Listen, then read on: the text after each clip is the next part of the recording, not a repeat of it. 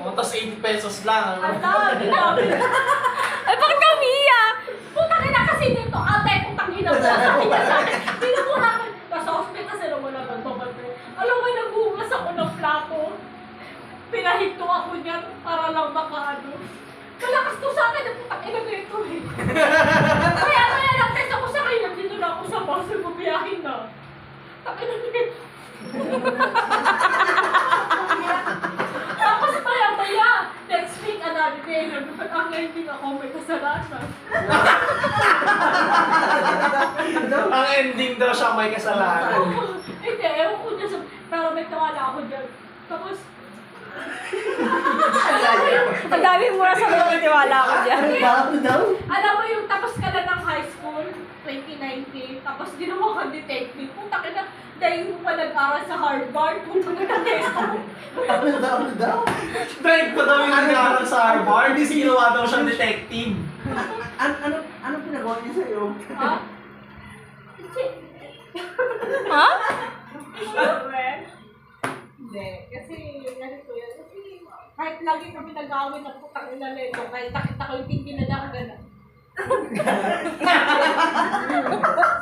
Hoy! Ganun talaga, te! Huwag ka mag-akila, ganun talaga. Ate!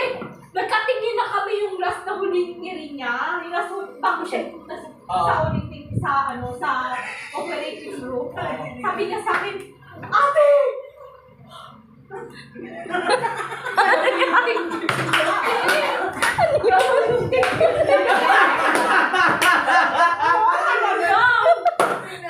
Tapos hinawakan ako nurse. Ay, available na po yung pagkaanakan niya.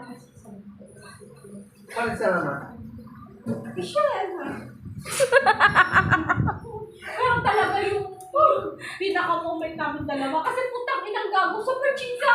Ano yung apelido niya, ano yung birth certificate niya. Putang ina, sinulat ko na nga lang, pinulit pa. Eh, syempre talaga, putang ina.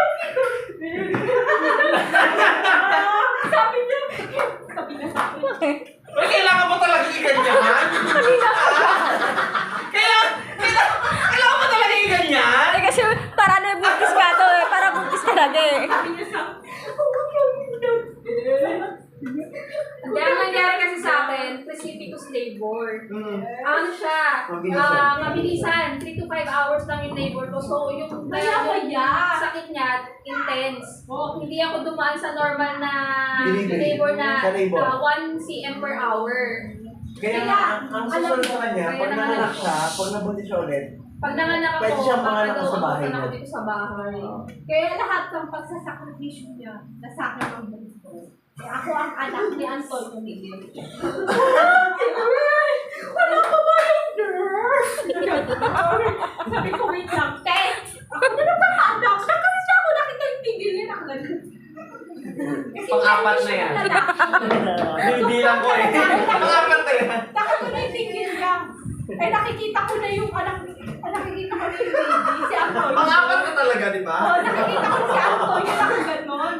Sabi ko, nag-away pa kami ni ano. Paano Oo, pang-apat na nga, di ba? Nag-away pa kami ng Bilang ko. Nag-away pa kami ng Pag ilan niya na yan? Pang-apat. Hindi ko siya pinapaire. Iire mo na kahit ako naman paanak sa'yo. uy!